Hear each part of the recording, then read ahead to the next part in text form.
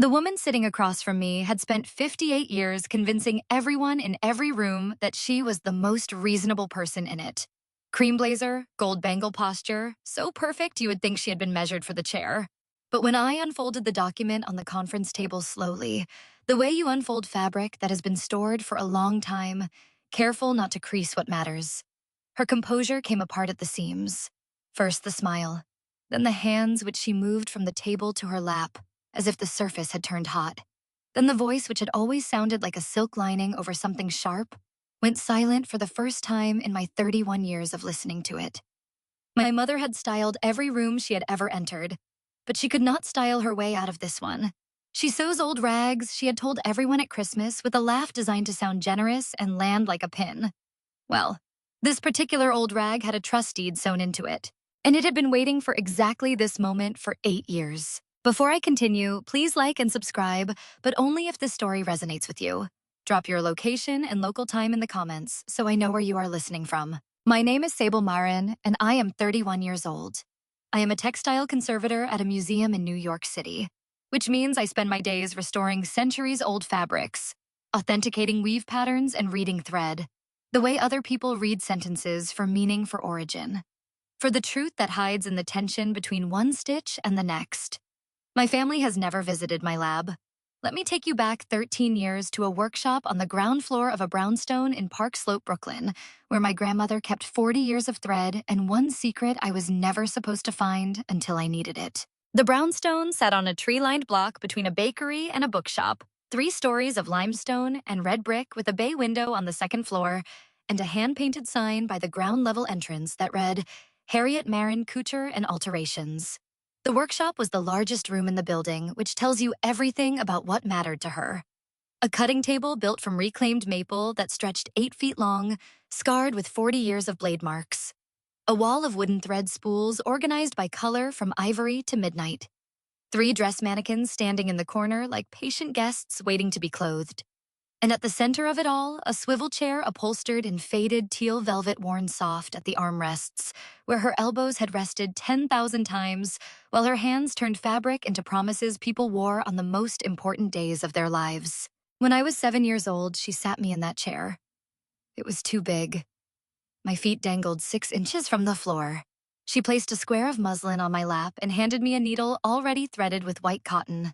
Hold the needle like this, she said, guiding my fingers. Not too tight. You're not fighting the fabric, Sable. You're asking it to hold. I made my first stitch. It was crooked. The thread pulled too taut on one side and sagged on the other, like a bridge built by someone who did not yet understand weight. Again, she said.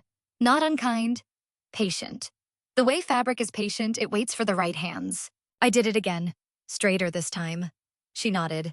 Every stitch holds Sable, even the ones nobody sees. Upstairs in that same brownstone, there were 2 sets of rules. My sister Simone was 4 years older and had been declared the family's future before she could walk. She got new clothes every season, not from Grandma's workshop, but from stores with paper bags and tissue wrapping. She got a modeling course at 14. She got highlights at 15 and a ring light at 16, and a mother who introduced her to every guest, every neighbor, every stranger in the grocery line as my daughter Simone, she's going to be in fashion. I got the Singer. Grandma's 1973 Singer sewing machine, cast iron base, walnut cabinet, a bobbin case that jammed if you did not wind the thread at exactly the right tension. She gave it to me when the workshop upgraded, and I carried it to my bedroom on the 3rd floor 1 piece at a time because no one offered to help.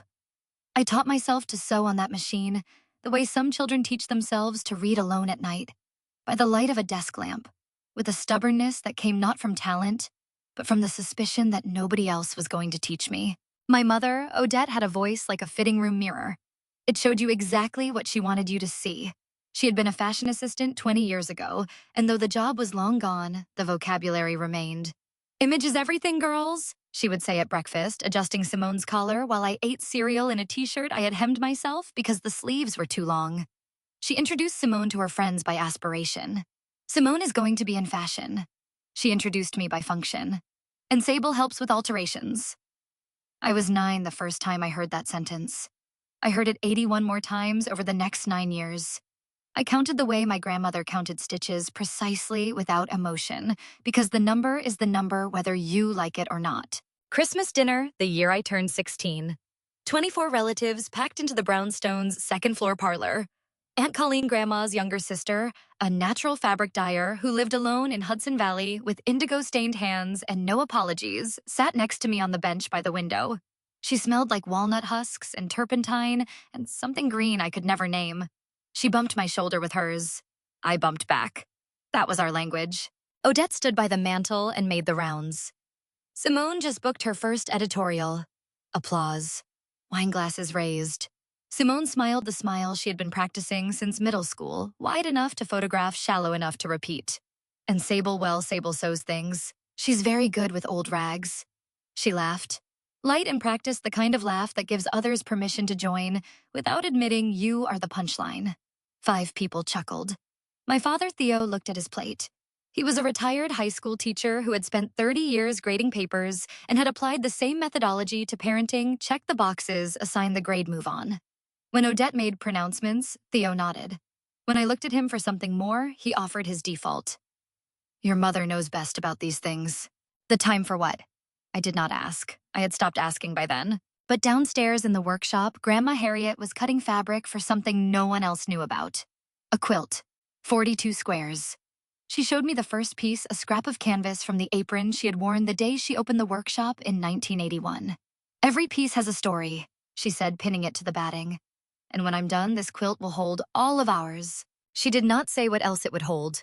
Not yet. I need to tell you about the education I received because I received 2 of them. One that cost money and one that was free. And the free one turned out to be worth more than anything my family ever paid for. Simone's education was visible.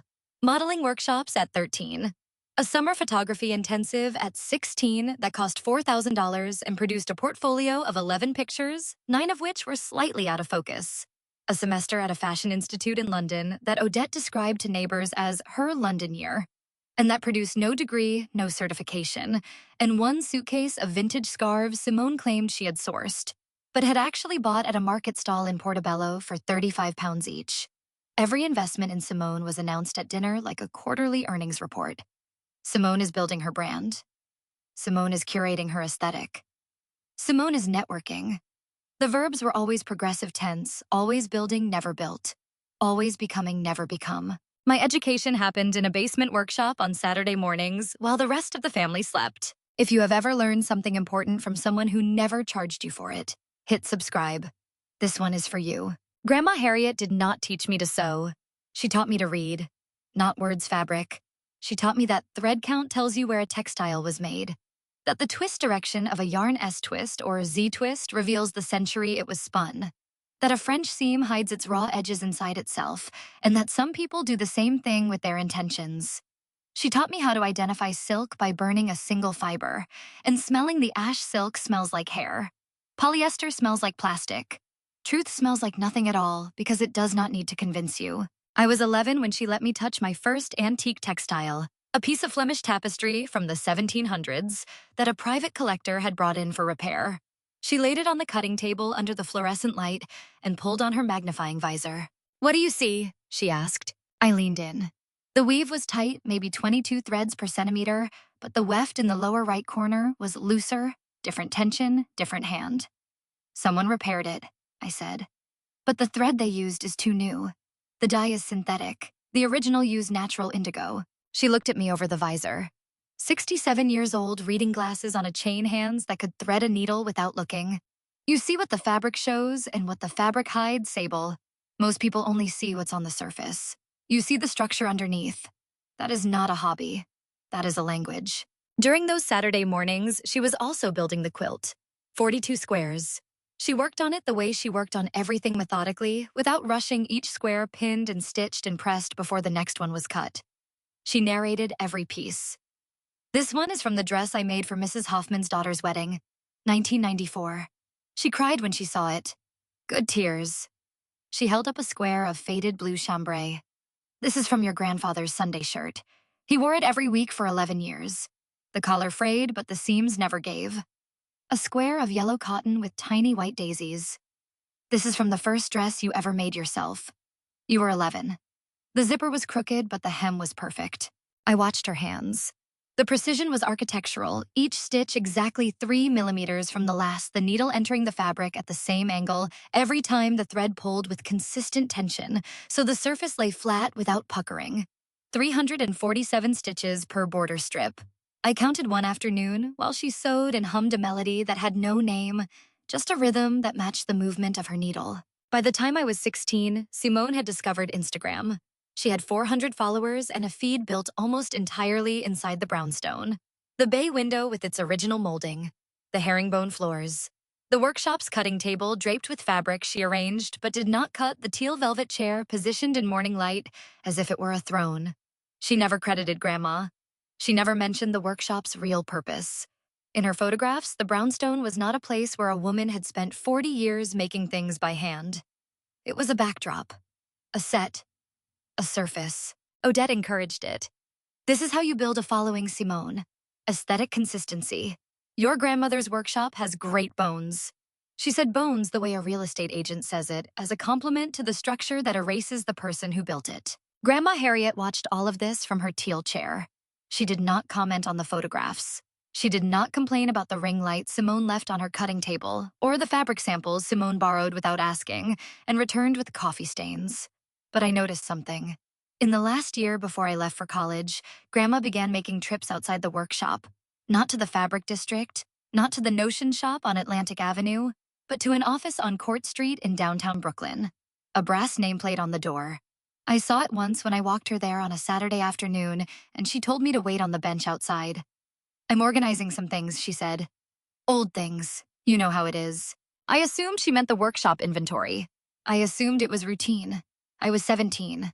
I assumed a lot of things at 17 that turned out to be wrong. The quilt was finished in March of my senior year. 42 squares, hand-stitched, backed with unbleached muslin, bordered with a strip of navy linen that she had been saving for what she called the right project for 15 years.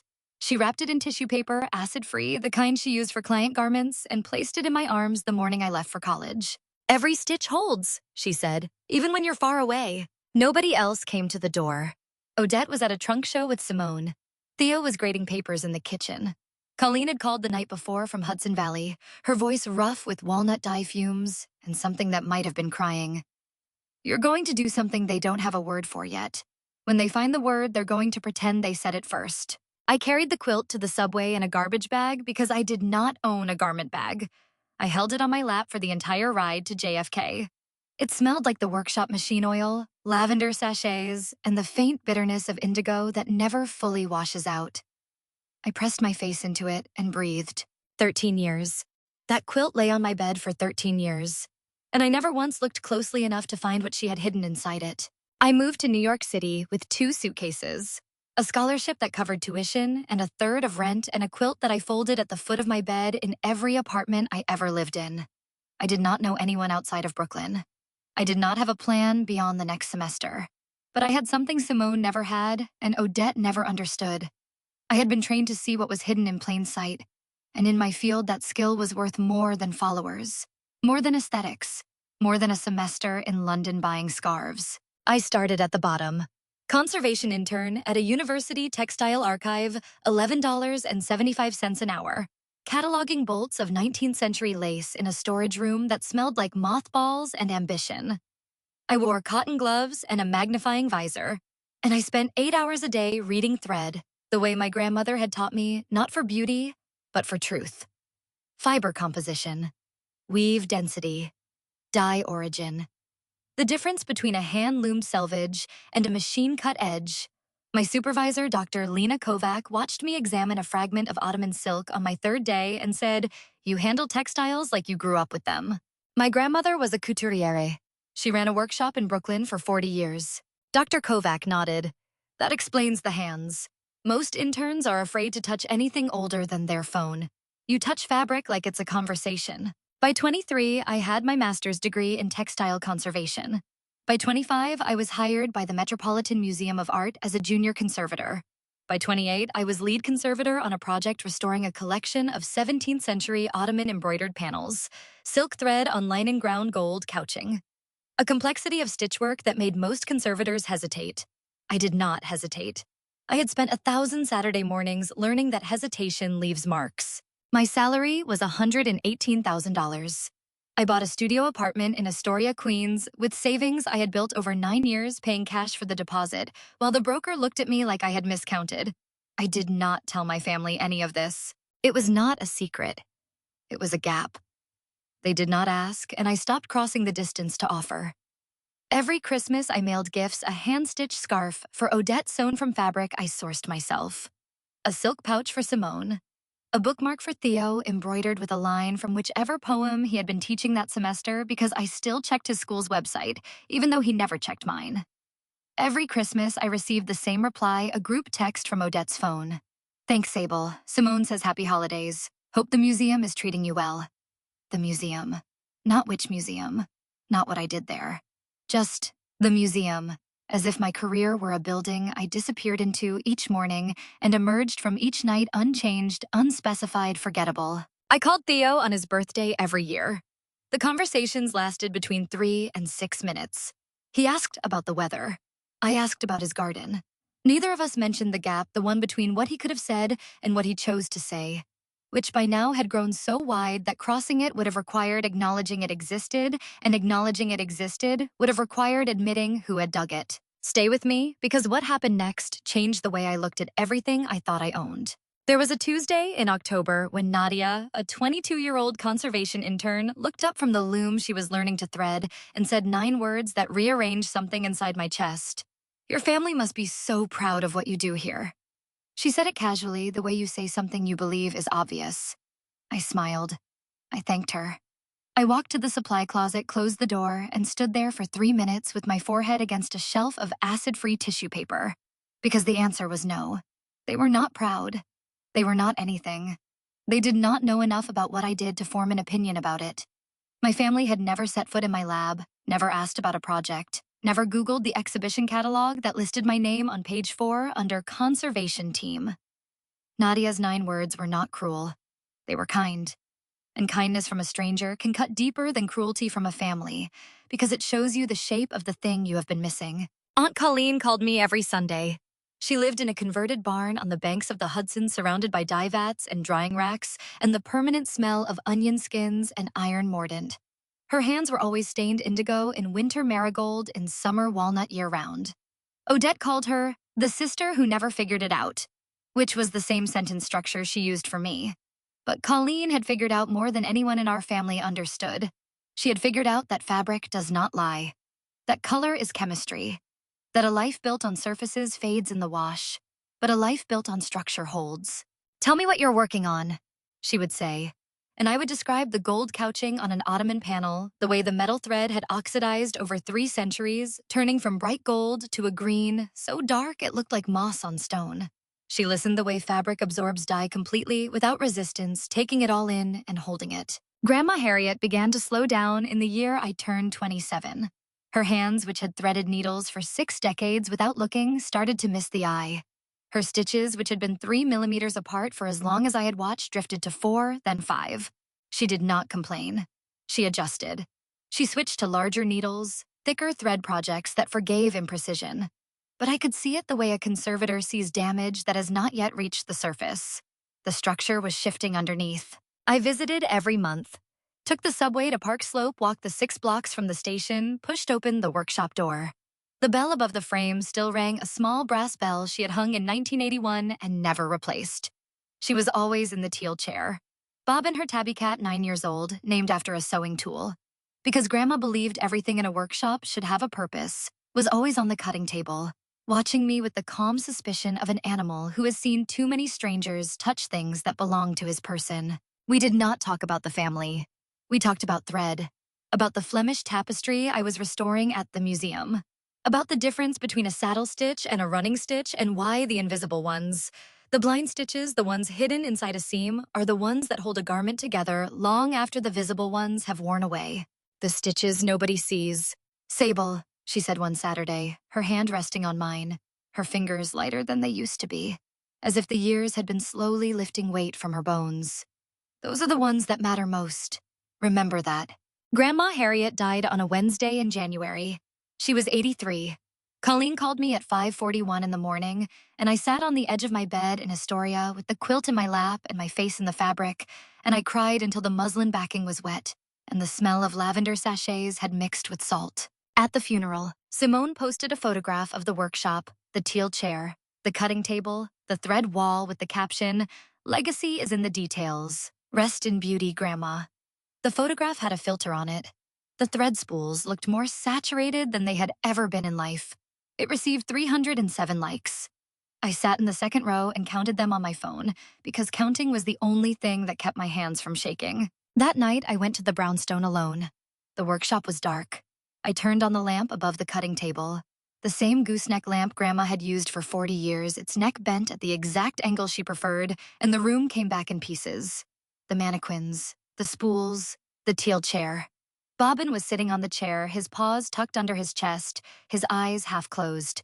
He looked at me and meowed once, a sound so thin it could have been a thread breaking. I sat down on the floor next to the chair. Bobbin jumped into my lap. The quilt was in my bag. I had brought it without thinking, the way you carry something that belongs to you so completely you forget you are holding it. I wrapped it around my shoulders and pressed my back against the chair. And I cried again. Quieter this time. The way you cry when you have run out of volume, and all that remains is the vibration.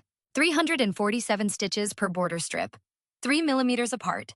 I knew because I had counted. She had sewn every one. 2 years passed. I want you to understand what 2 years of absence sounds like when it comes from people who share your blood. It does not sound like silence. Silence has a shape you can hold it, examine it, set it down. Absence has no shape. It is the conversation that does not happen. The birthday that passes without a voicemail. The holiday photograph that circulates through a group chat you were added to but never addressed in. You are technically present in the thread. You are functionally invisible. I called Theo twice a year. His birthday and Christmas. 3 minutes, 5 minutes, 4 minutes. Weather. Garden. Whether the boiler in the brownstone was holding up. He never asked about the Ottoman panels. He never asked about the exhibition that had opened in Gallery 459 with my name in the program. He asked once in November if I was keeping warm up there, which made no sense because I lived 37 minutes away by subway. Up there. As if Astoria were another country. As if the Q train did not run in both directions. Simone's Instagram had grown to 180,000 followers. Her feed was a shrine to surfaces, marble countertops, draped linen morning light falling across objects arranged to look effortless. And at the center of almost every frame, the brownstone. Grandma's brownstone. The workshop had been transformed. The cutting table was now a content station, draped in white muslin. The thread wall was a color story backdrop, and the teal velvet chair appeared in at least 14 posts as what Simone called my creative throne. She had removed the gooseneck lamp and replaced it with a ring light. She had pushed the mannequins into the storage closet. The Singer My Singer, the one Grandma gave me when I was 12, was still in my apartment in Astoria.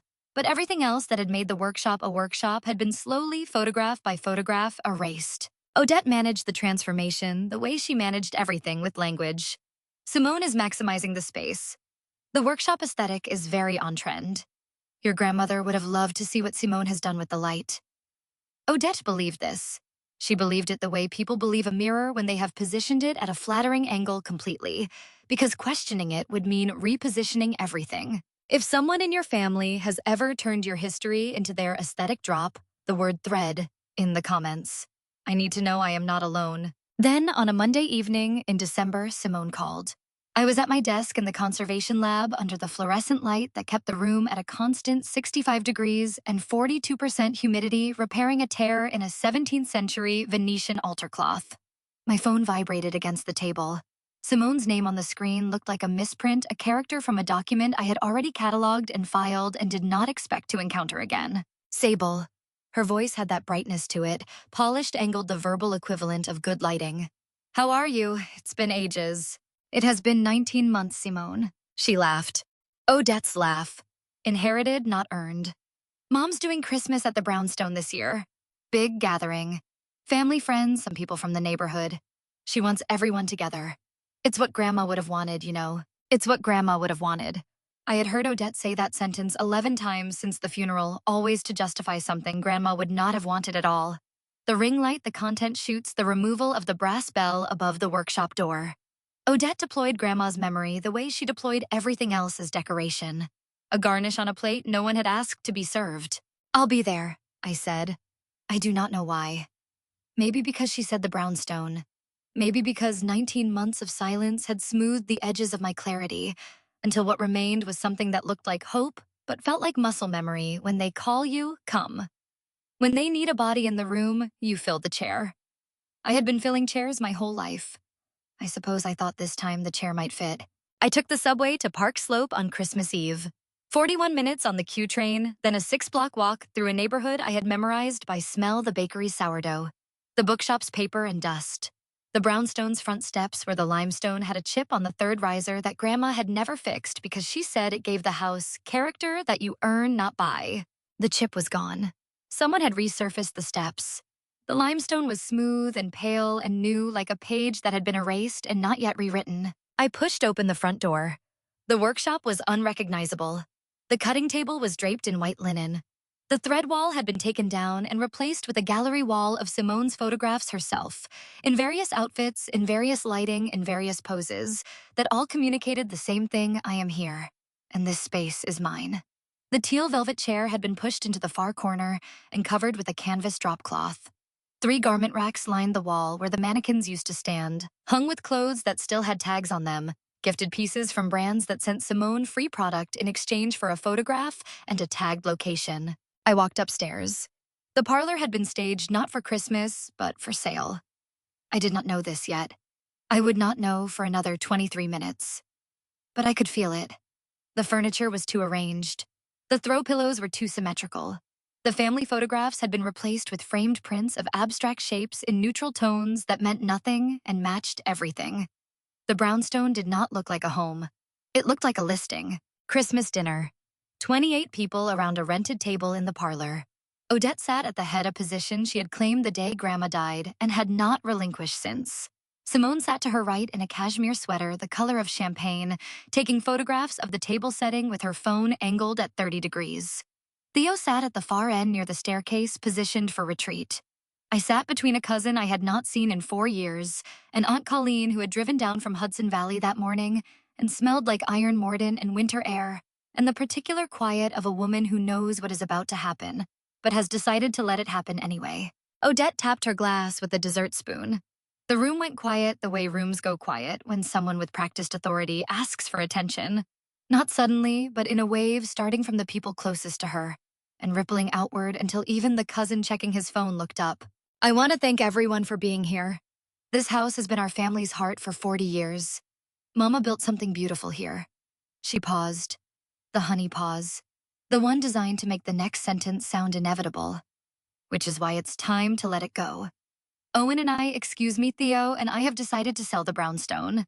The market is extraordinary right now, and Simone has done an incredible job preparing the space." She said preparing the space, as if Simone had built the walls herself instead of covering them with her own photographs. I set my fork down. "Who decided this?" Odette blinked, not surprised, recalibrating.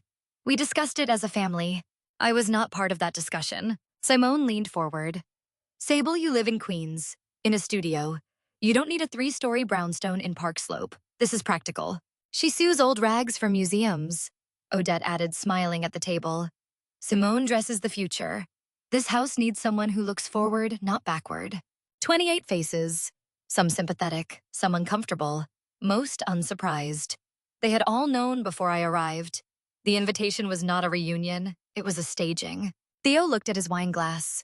He turned the stem between his thumb and forefinger, 1 rotation 2, and said nothing. The wine glass caught the candlelight. The light refracted. And in that small, meaningless shimmer, I saw everything I needed to see about my father's courage. It was decorative. It caught the light. And it held nothing. I picked up my napkin, folded it once along the center crease the way you fold fabric when you intend to cut on the line. I placed it beside my plate. "Thank you for dinner," I said. And I took the subway back to Astoria alone, 41 minutes in the dark. The quilt waiting for me on the bed like the only member of my family who had never once asked me to be someone else. I want to go back to that Christmas table for a moment, because there is something I did not tell you. Something I noticed between the napkin folding and the subway ride. A detail I filed the way I file every anomaly in a mental catalog labeled inconsistencies pending further examination. When Odette announced the sale, Simone did not react. She did not nod, did not shift in her chair, did not look at me to measure the impact. She sat perfectly still with her phone flat on the table screen down and her lips set in a line I recognized from her photographs. The expression she wore when the shot was already composed and she was simply waiting for the shutter. It was not surprise. It was not agreement.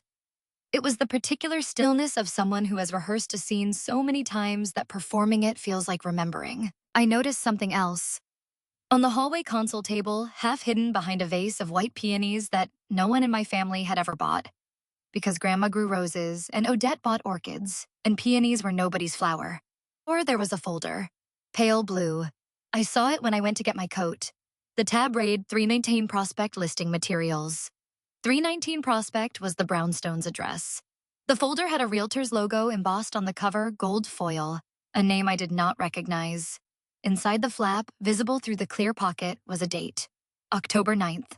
2.5 months before Christmas. 2.5 months before I was invited. The listing had been prepared before Odette decided to tell me. The invitation was not a discussion. It was a curtain call. But even that was not the discovery. The discovery came 18 days later on a Thursday afternoon when my desk phone at the museum rang, and a voice I did not recognize said something I will never forget. Ms. Marin, my name is Felix Ouedraogo.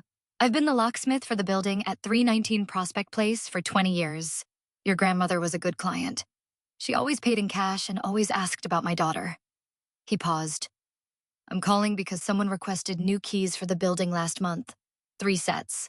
And the request didn't come from you. I set down the tweezers I was holding. I was in the middle of reattaching a gold-couched border to an ottoman prayer rug. My hands were gloved. The lab was silent except for the hum of the humidity control system, which kept the room at conditions precise enough to preserve fabric that had survived 4 centuries of war trade and neglect. Mr. Ouedraogo, who requested the keys. A woman named Simone Marin. She said she was authorized by the owner. But your grandmother always told me, always every year when I came for the annual lock check, that if anything happened to her, the person to call was you. Not your mother, not your sister, you. I thanked him. I wrote down the date of the key request, November 16th, 5 weeks before Christmas. I hung up and sat very still for 7 minutes, the ottoman rug open in front of me, its gold thread catching the fluorescent light. Light 400 years of craftsmanship, lying on a table in a room where the air was controlled to the decimal point. And I thought about how some structures survive centuries because someone bothered to maintain them. And some structures collapse in a single generation because no one bothered at all. Share this with someone who needs to hear it. Because what I found next was not something I went looking for. It was something that had been waiting for me to look. 3 days later, a Sunday, Aunt Colleen called. Not at our usual time. An hour early. Her voice had that quality I recognized from fabric under stress taut holding shape, but audibly close to the point where the fibers begin to separate. Sable, I need you to look at something. Go to Street Easy. Search 319 Prospect Place Park Slope. I opened my laptop. The listing loaded in 4 seconds. 14 photographs. The brownstone staged and stripped of everything that had made it. Grandma's the workshop photographed as an artist's studio with north-facing light. The teal chair and mannequins and thread wall. Nowhere in sight. The cutting table draped in white linen, like a body prepared for viewing. Listed at $2.3 million. And at the bottom of the listing details under Authorization, a scanned document, power of attorney granting Simone Marin authority to sell the property on behalf of Sable Marin. My signature was on the bottom of that document, except I had never signed it. I enlarged the scan. The screen filled with my name, Sable Marin, written in blue ink cursive on a line above the word grantor. I looked at it the way I look at a textile when something about the weave does not match the claimed provenance. Not with anger, not with disbelief. With the trained, patient attention of someone who has spent 9 years learning to read the language of the hand. The S was wrong. My S begins with a sharp entry stroke, a habit I developed from years of writing catalog labels in the narrow margins of textile identification tags. There is no room for curves when your workspace is 2 centimeters wide. This S was rounded at the top, looping into the A with a connector stroke that curved upward. Mine curves downward. The pressure was heavy through the M, the mark of a hand pressing hard to compensate for uncertainty. You do not press hard on your own name. You press hard on someone else's. The connecting stroke between the A and the B there. That was the detail that made my breath stop. The writer had lifted the pen between those two letters.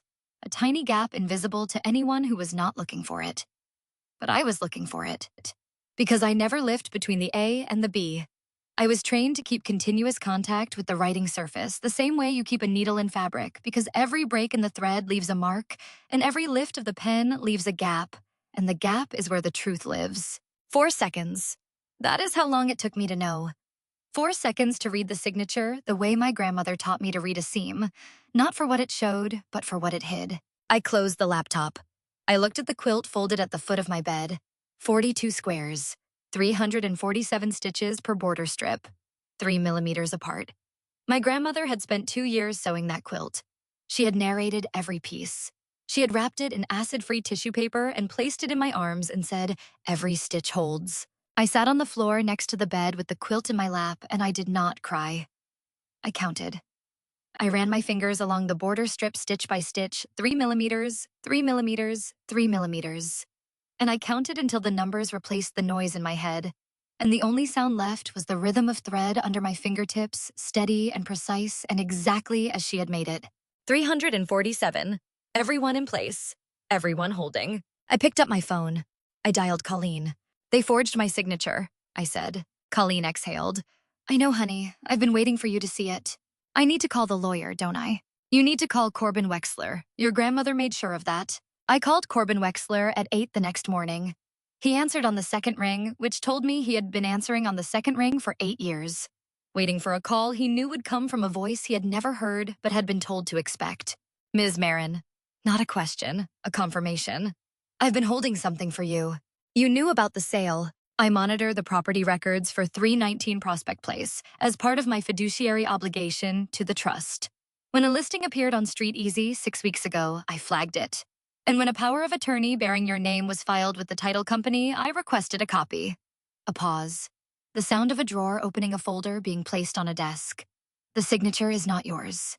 "No, it is not.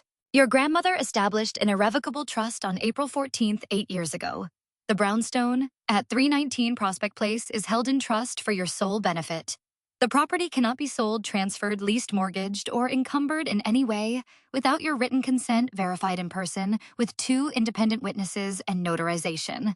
No exceptions, no workarounds, no power of attorney can override it." I was standing in my kitchen in Astoria. The morning light was coming through the window at the angle that hit the counter and made the dust glow.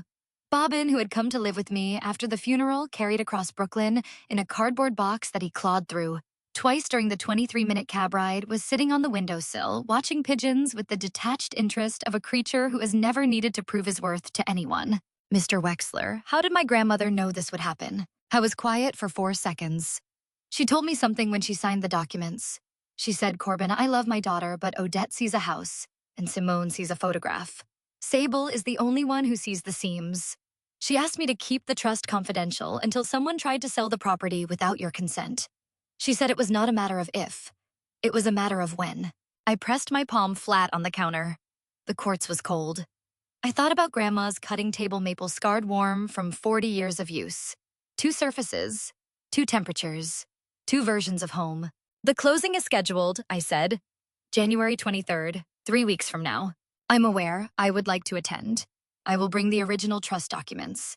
The title officer will need to see them. And your family will need to understand that this transaction has no legal basis. I would like to be there." Your grandmother told me you would say that. If you have ever discovered that someone you lost was still protecting you from the other side, hit subscribe. This is for you. I spent the next 19 days in a state I recognized from work. Conservation mode. When a textile arrives at the lab, damaged, torn, water-stained, eaten by insects that mistook history for food, you do not rush. You document. You photograph. You map the damage on a grid centimeter by centimeter before you touch a single thread. Then you choose your tools. Then you put on your gloves. Then you begin. I flew home to the brownstone on January 21st, 2 days before the closing. I did not tell Odette. I did not tell Simone. I did not tell Theo. I used my key, the original key, the one Grandma had given me when I turned 18. The one that Felix Ouedraogo had cut from the master 15 years ago. The new lock Simone had installed did not fit my key, but the basement entrance, the one that led directly into the workshop, still had the original deadbolt. Simone had not thought to change it. She had never paid attention to the workshop's back door the same way she had never paid attention to the workshop itself. She saw the surface. I knew the structure. The workshop was cold.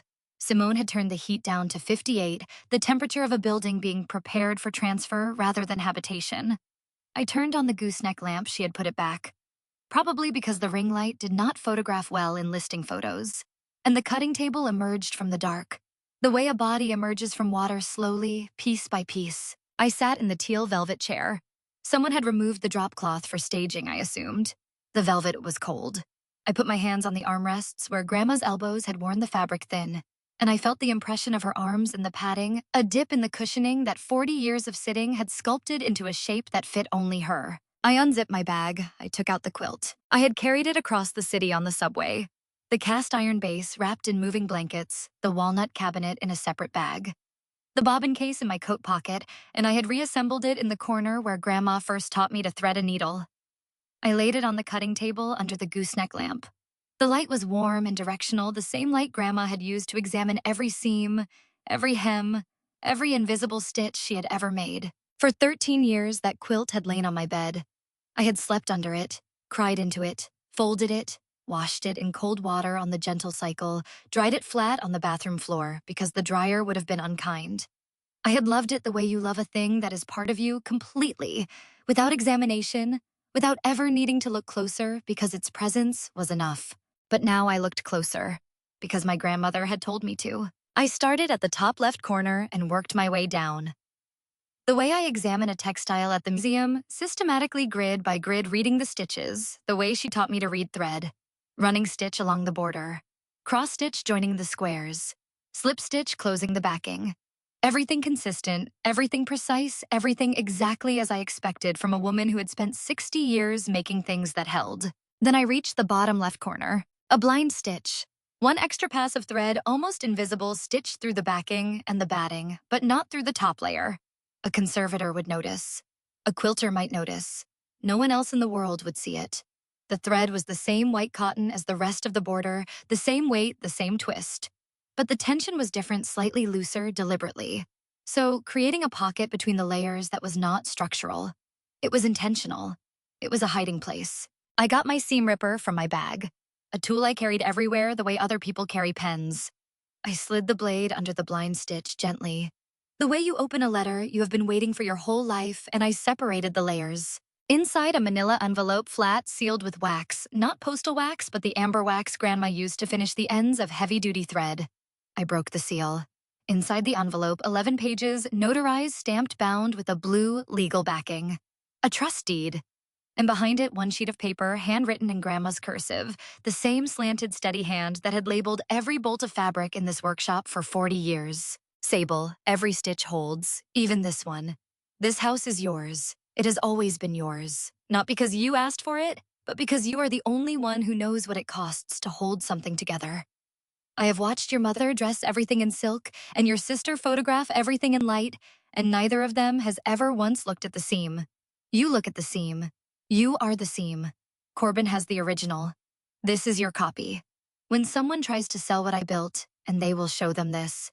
And wear your good gloves. Love, Grandma. I sat on the workshop floor with the letter on my lap and the trust deed beside me, and Bobbin, who had followed me down the basement stairs with the silent competence of a cat who understands that his person needs company but not conversation, pressing his side against my ankle. The pipes in the basement clanked once. The gooseneck lamp hummed, and I cried for the second time in this story. Not because I was sad, but because my grandmother had spent 8 years holding a secret inside a quilt. The way she held everything with patience, with precision, with a blind stitch so perfect that the only person who could find it was the person she had spent a lifetime teaching to look. I wiped my face with the hem of the quilt. She would have scolded me for that. You do not wipe tears on handmade fabric. But she also would have understood. I picked up my phone. I called Wexler. I found the copy. It was in the quilt. A pause. Then very quietly, something I had never heard in a lawyer's voice before: admiration. She told me she would hide it somewhere only you could find it. I asked her where. She said, in the one thing Sable has never stopped holding. I looked at the quilt on the table. 42 squares, 347 stitches per border strip, and one blind stitch that held 11 pages and 40 years of love and a house worth $2.3 million. Mr. Wexler, I'd like to attend the closing. I'll see you on the 23rd, Ms. Marin. January 23rd, 9:22 in the morning. The law office of Stein Cabrera and Associates occupied the third floor of a brownstone on 7th Avenue, 6 blocks from Grandma's house, close enough that I could see the top of the linden tree she had planted in the backyard the year I was born. The conference room had a long glass table, 10 chairs upholstered in gray wool. The kind of wool I could identify by touch as a merino poly blend, machine-woven mid-grade, the fabric equivalent of a firm handshake that means nothing, and a window that overlooked the street where Grandma used to walk me to the fabric shop on Atlantic Avenue every Saturday morning, holding my hand until I was 12 and holding my arm after that. Because she said a woman walking with purpose needs a companion, not a guide. I arrived 35 minutes early. I sat in my car, a rented sedan, because I do not own a car with the trust documents in a leather portfolio on the passenger seat, and my hands on the steering wheel at 10 and 2 and the quilt folded in the back seat, because I could not leave it at the brownstone, and I could not leave it in Astoria, and I could not leave it anywhere that was not within arm's reach. I was not nervous. I was threaded. There is a difference. Nervous is when the fabric is loose and you do not know where the tension will pull. Threaded is when the needle is loaded, the stitch is planned, and the only thing left is to place it. Corbin Wexler met me in the lobby. He was 62, tall, narrow-shouldered, with wire-rimmed glasses and a suit the color of charcoal that fit the way. Suits fit men who buy one good one and wear it until the lining tells them to stop. He carried a single briefcase cognac leather scuffed at the brass clasps. He shook my hand. His grip was firm but not performative, the handshake of a man who holds documents for a living and understands that pressure must be consistent or things tear. Ms. Marin, I have the originals. Thank you for keeping them. Your grandmother paid me to keep them for as long as it took. She said it might be 5 years. It might be 15. She said, the thread holds Corbin. The question is when someone pulls it. He looked at me over his glasses. Someone pulled it. The title officer. A woman named Priya Dasgupta. Early 40s, dark hair in a low bun, reading glasses pushed up on her forehead, met us in the hallway. She had reviewed the trust documents overnight. Mr. Wexler, I've confirmed the trust with the county recorder's office. The filing is valid. The property is held in trust. She looked at me. Ms. Marin, I also have a question about the power of attorney that was submitted. Would you be willing to examine the signature in person? That is what I do for a living, I said. She nodded once. The nod of someone who has just realized that the quiet woman in the hallway is not a bystander. They arrived at 9:58. I heard them in the stairwell before I saw them. Simone's boots on the hardwood stairs, a sharp rhythm, confident the cadence of someone who walks toward cameras. Odette's voice behind her low and melodic coaching. Shoulders back, Simone. This is a business meeting. We look the part. Looking the part. Image is everything. The vocabulary never changed. Only the rooms did. The conference room door opened. Simone walked in first. She wore a tailored black blazer over a cream turtleneck. Her hair blown out, her nails freshly done in a shade of nude that cost $45 and communicated, I am serious but approachable. She carried a structured handbag I recognized from her Instagram. She had posted it 3 days ago with the caption, ready to close. She had already written the ending.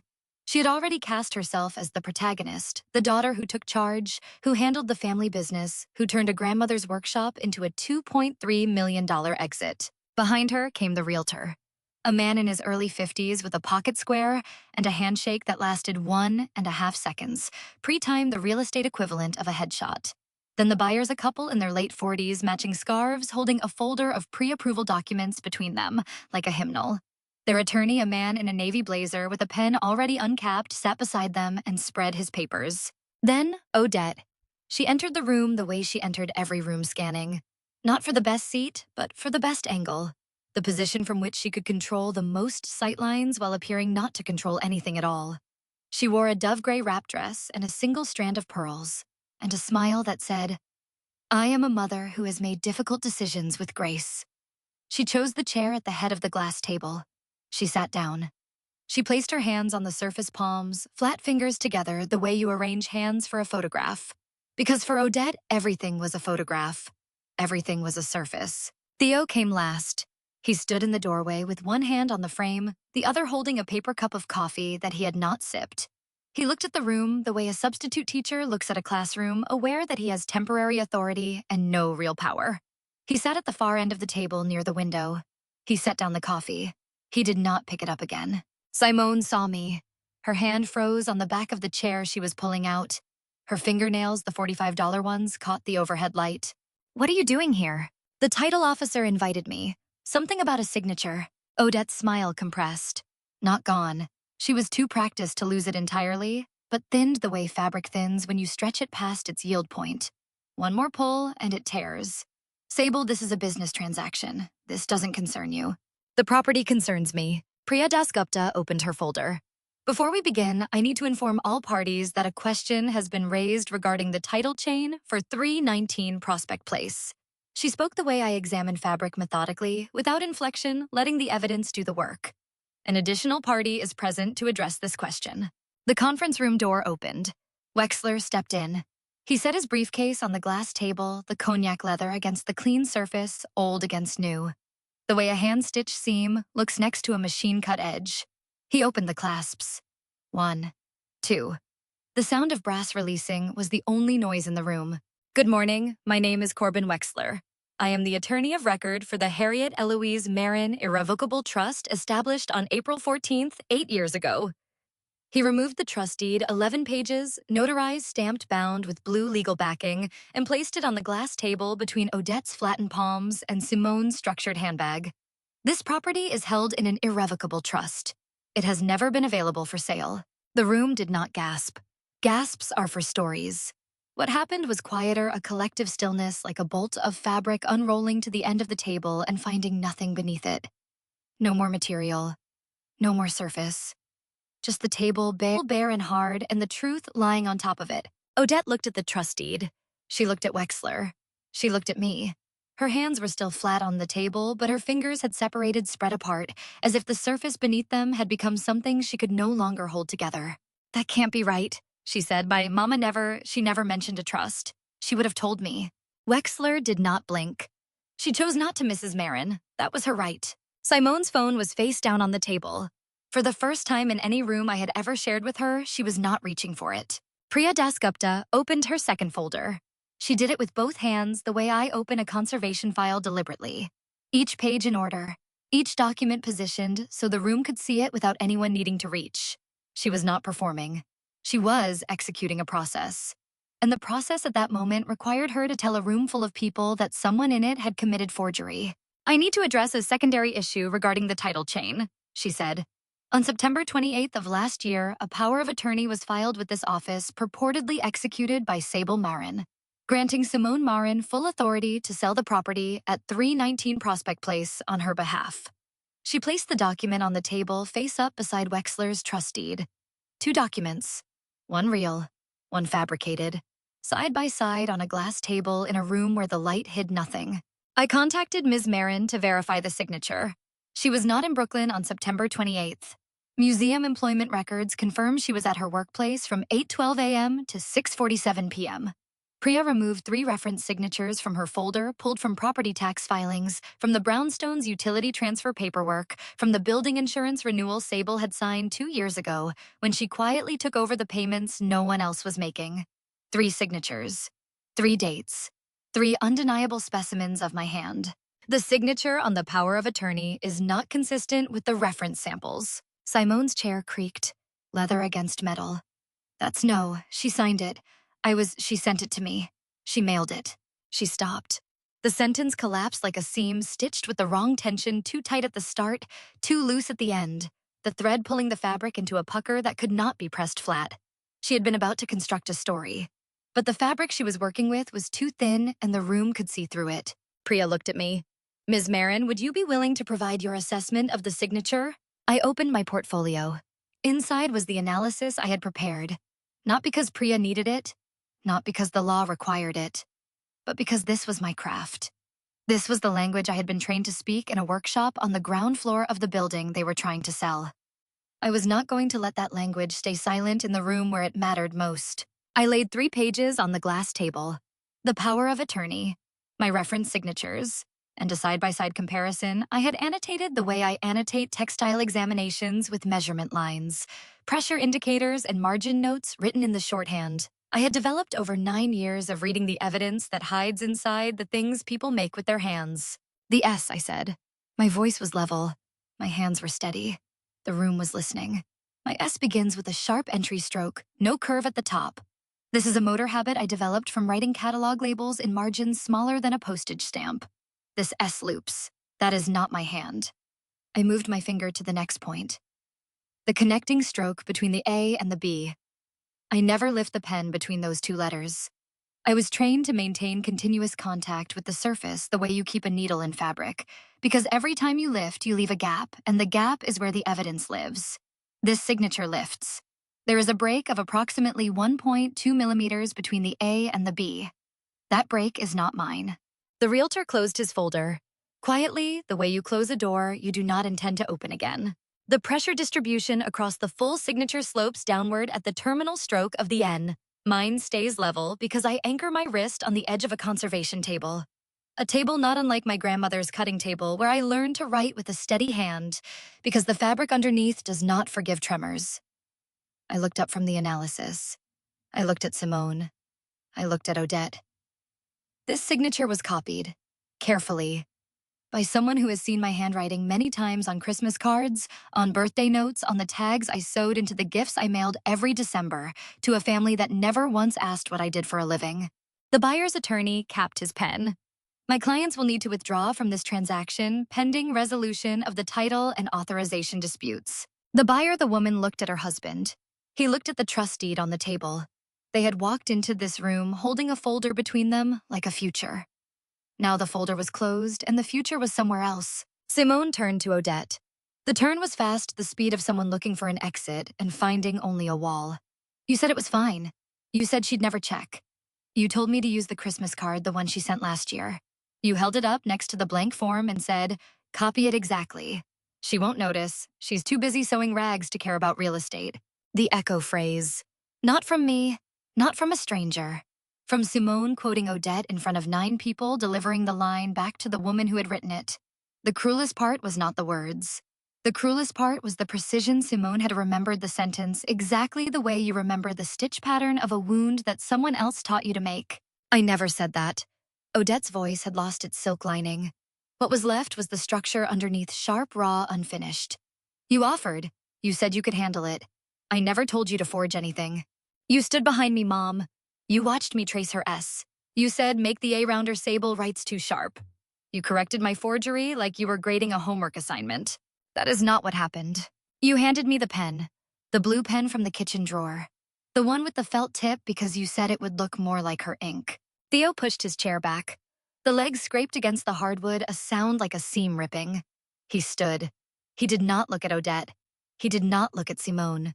He walked to the window and placed his hand on the glass palm, flat fingers spread, and he looked down at the street below. At the sidewalk where Grandma had walked every morning for 40 years at the linden tree, she had planted the year I was born.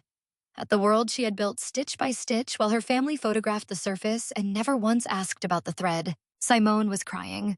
Not the curated kind, not the kind she posted on stories with a caption about vulnerability, and a filter that made her tears look like morning dew. This was structural crying, the kind that comes from the place where the seam meets the fabric, where the tension has been building for years, where the thread finally snaps because it was never the right thread to begin with. She said you wouldn't care, Sewn whispered, looking at me. She said you had your museum and your little apartment and your cat. She said you didn't want the house. She said you never wanted any of it. I looked at my sister. I looked at the mascara dissolving in 2 uneven lines down her cheeks, mapping the distance between who she performed and who she was. And I felt something I had not expected. Not anger, not triumph. Something closer to recognition. Because Sewn had not forged my signature out of greed. She had done it out of pattern. She had spent 35 years being dressed by Odette, told where to stand, how to smile, which angle caught the light. And when Odette handed her a pen and said, "Copy this," Sewn did what she had always done. She followed the pattern. She copied the surface. She never questioned the seam. "You're right," I said. My voice was level. I did not raise it. I did not need to. I sew old rags. That is what you told everyone. That is what you believed. I looked at Odette. But this old rag, I placed my hand flat on the trust deed. The way you place your hand on a finished garment before you cut the final thread had a trust deed sewn into it 8 years ago. By the woman who built this house, who built this workshop, and who built me. And every stitch held. Odette opened her mouth, closed it, opened it again. For 58 years, she had dressed every room she entered in the right words, the right tone, the right angle of concern. And now the room was wearing something she had not chosen in a cut she could not alter, made from a fabric she had never learned to read. Wexler gathered the trust documents. Priya noted the buyer's withdrawal. The realtor left without shaking anyone's hand. The buyer's attorney said, "We'll be in touch regarding costs." The couple walked out still holding their folder, but it was closed now and they did not look back. 9 people had entered that room. Within 11 minutes, only 4 remained. Odette, Simone, Theo, and me. And for the first time in 31 years, I was the one sitting in the chair that fit. 3 months passed.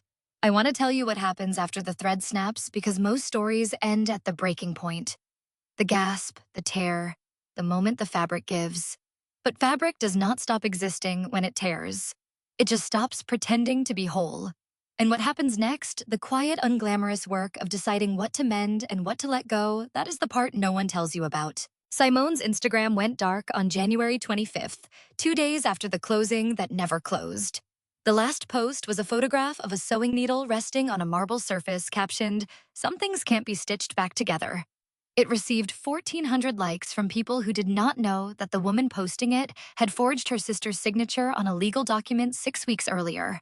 The comments were full of heart emojis and words like healing and growth and queen, which is what strangers say when they mistake a caption for a confession. Within a week, the story had traveled through Park Slope, the way indigo travels through linen, slowly at first absorbed fiber, by fiber until the stain is so deep you cannot tell where the original color ended and the new one began. The realtor sent Odette an invoice for $8,700 staging costs, photography listing fees, and 46 hours of billeted time. Odette did not have $8,700. She had a credit line built on the assumption that a $2.3 million sale was imminent.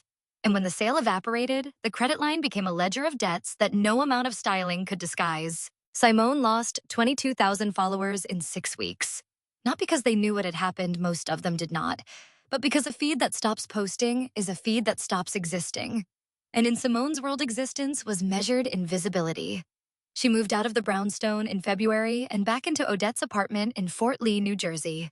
The apartment Odette had rented after the divorce from Theo 7 years ago. A 2-bedroom on the 4th floor with a view of a parking structure and curtains that Odette had hung herself and called window treatments. Simone slept in her childhood bedroom, which still had the lavender walls she had chosen at 15, and she did not post a photograph of that room. Some surfaces are not worth showing. The buyers, the couple with the matching scarves, found a brownstone in Cobble Hill. Priya Dasgupta told me this during a phone call in March when she called to confirm that the title had been formally cleared and the trust documents refiled with the county recorder. "They seemed relieved," she said. "Not angry, just relieved. They said they hoped you would enjoy the house. If someone has ever shown you kindness when your own family would not, I need to hear your story in the comments." Felix Wedraogo left something on the front steps of the brownstone in February. A small cardboard box taped shut with a note written on the back of a locksmith's business card in careful block letters. "Change the locks back to the originals. No charge. Your grandmother always said the right key finds the right door. Welcome home, Felix." Inside the box, 3 brass keys cut from the original master warm from the morning sun. I held them in my palm for a long time. 3 keys. 3 chances to open a door that someone else had tried to lock me out of. The weight was less than an ounce. The meaning was more than I could measure. Theo's letter arrived on a Saturday in March. Not email, not text. A letter written on lined paper, the yellow legal pad paper he had used for grading essays for 30 years. The paper that smelled like pencil shavings and correction fluid and a career spent measuring other people's words while leaving his own unwritten. The envelope had no return address. My name was written in his handwriting, small, precise, the penmanship of a man who had spent a lifetime staying inside the lines. 5 lines. "Sable, I should have listened to your grandmother. She always said you were the one who understood. I did not understand what she meant until I watched you lay that paper on the table. I am not asking for forgiveness. I am asking for a chance to learn what I should have learned a long time ago.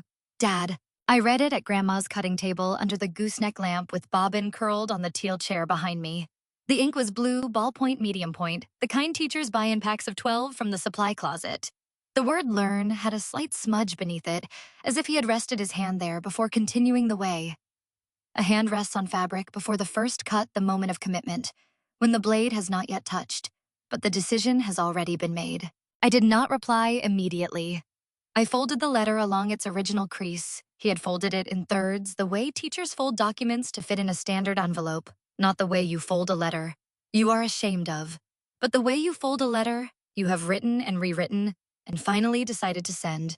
And I placed it on the cutting table next to Grandma's letter. 2 letters, 2 handwritings, 2 people who had seen me and chosen different decades to say so. One had hidden her message inside a quilt. The other had hidden his inside 30 years of silence and finally torn it open. I called Odette on a Tuesday evening. She answered on the 6th ring long enough that I knew she had watched my name flash on the screen for 5 rings, deciding. I could hear the television in the background. A design show. Someone choosing between 2 kitchens. The irony was so precise it felt stitched. I am not selling the brownstone, I said. And I am not cutting you off. But I need you to hear my conditions. The design show host said something about countertop materials. Quartz versus marble. Surfaces.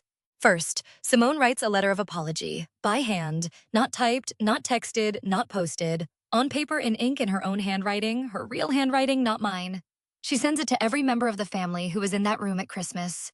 Every person who heard you say, "I sew old rags." Silence.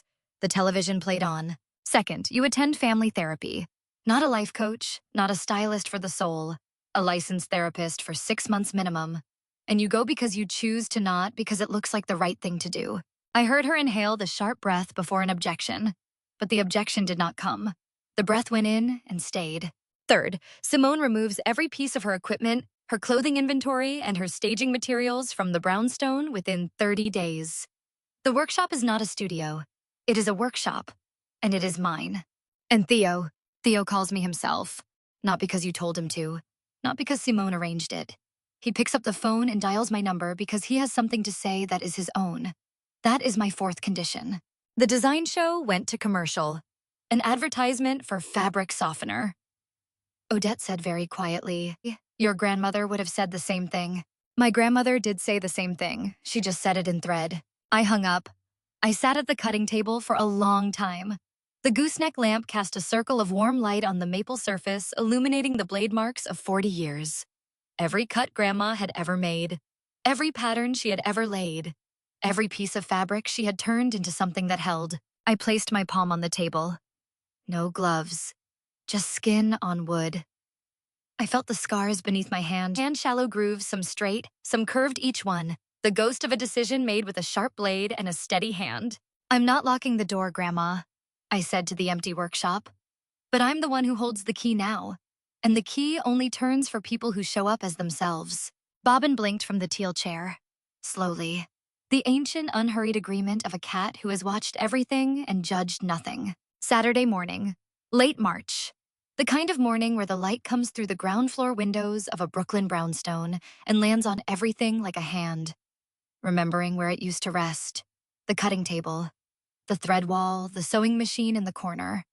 The chair where a woman sat for 40 years and made things that held. I was in the workshop. I had been in the workshop every Saturday for the past 6 weeks, and each time I arrived, the room looked a little more like itself.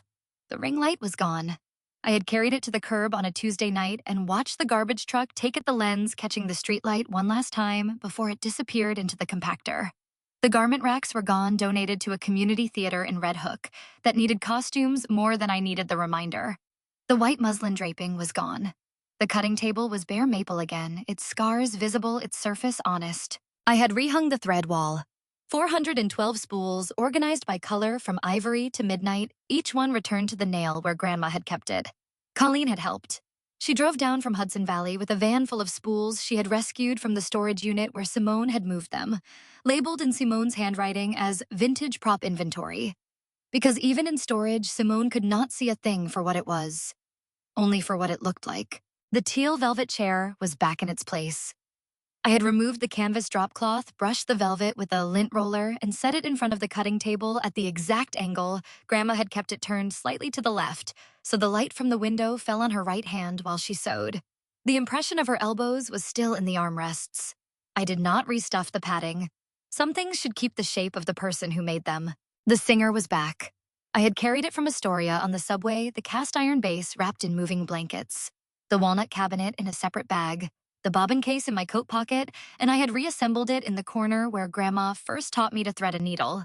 The machine was 53 years old. The motor still hummed at the same pitch. The needle still dropped at the same rhythm. Some machines outlast the people who build them. Some machines outlast the people who forget them. I was restoring a piece of antique lace. Chantilly mid-19th century French, a panel Grandma had acquired at an estate sale 11 years ago and had been repairing when her hands began to slow. She had stopped at the 14th row. The needle was still in the fabric, pinned at the exact point where her last stitch ended, as if she had stepped away for a cup of tea and intended to come back. I removed the pin. I threaded a new needle with cotton so fine it was nearly invisible.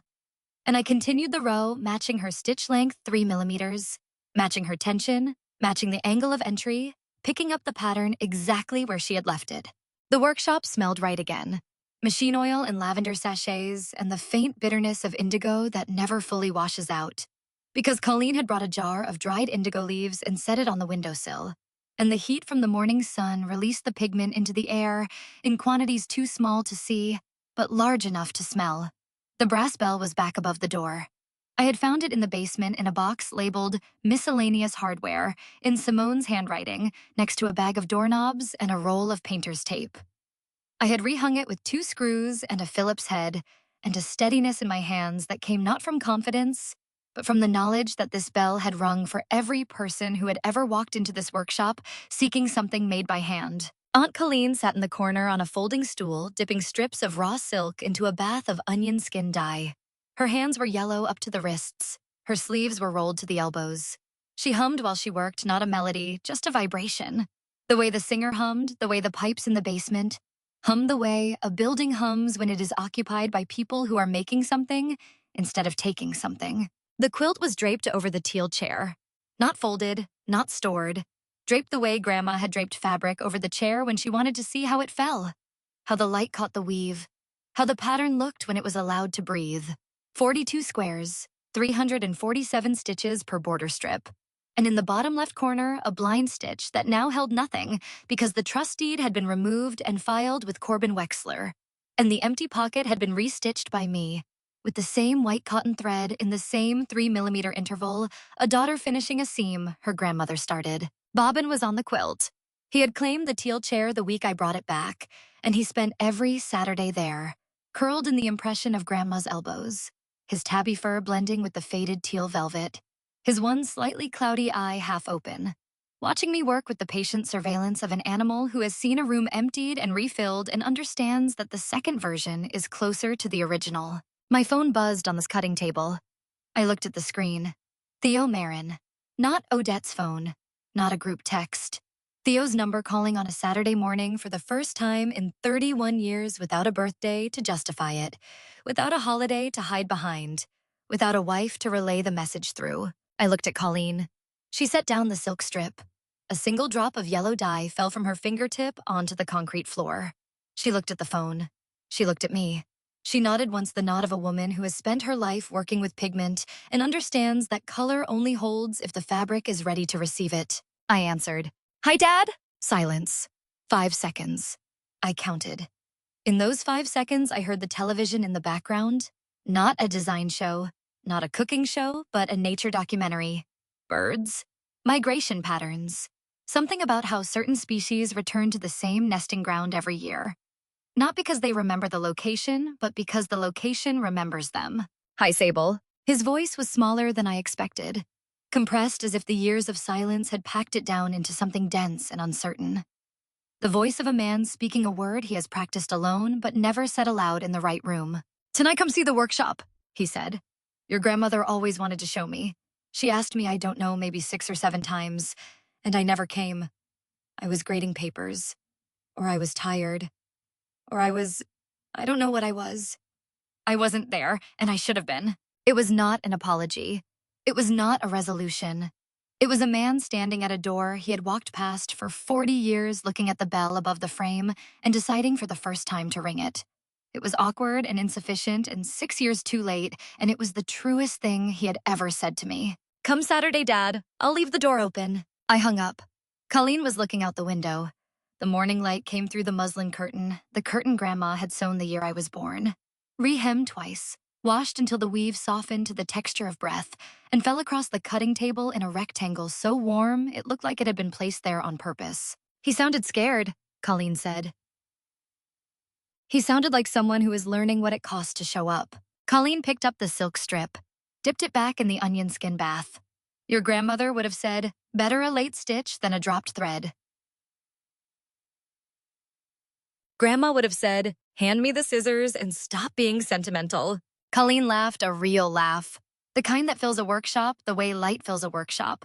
Not because it is bright, but because it finds every corner, even the ones behind the mannequins, even the ones beneath the cutting table, even the ones inside the velvet folds of a chair that has been waiting for someone to sit in it again. Bobbin lifted his head, offended by the noise. He resettled on the quilt with his chin on his paw, his cloudy eye aimed at the brass bell above the door, waiting the way. Cats wait the way thread waits, the way a blind stitch waits inside a quilt for the next person who belongs to walk through. I picked up the needle. The Chantilly lace was waiting Grandma's 14th row, now the 15th. I leaned into the gooseneck lamp's circle of warm light, and I placed the next stitch, 3 millimeters from the last. The thread pulled taut. The fabric held. If you have ever been the invisible one in your family, the one who mends the hem, the one who pays the taxes, the one who is introduced by function instead of by name, I want you to hear something. You are not invisible. You are just surrounded by people who only looked at the surface. And the moment you stop stitching yourself into someone else's pattern, you will discover something extraordinary. You were never the thread that broke. You were the thread that held. You do not have to tear the fabric to reclaim your place in it. You do not have to unravel what your grandmother built. You just have to decide calmly, precisely, with steady hands and a needle threaded with your own truth, which seams are yours to keep and which ones were never yours to carry. Not everyone in your family will understand. Some of them will call it cold. Some of them will call it ungrateful. Some of them will stand at the door of a workshop they ignored for 40 years and ask if they can finally come inside.